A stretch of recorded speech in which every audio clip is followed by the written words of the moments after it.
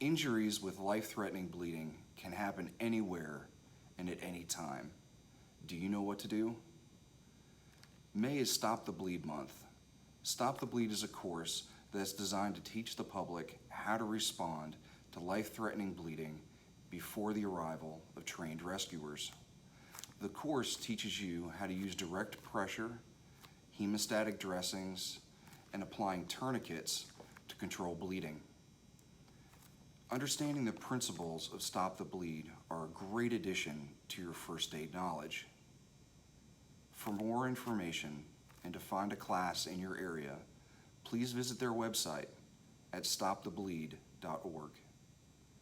If you're a Knox County resident and you're looking to check on the availability of a class closer to home, please visit our website at knoxcounty.org/fire and click on the button to request a public education event.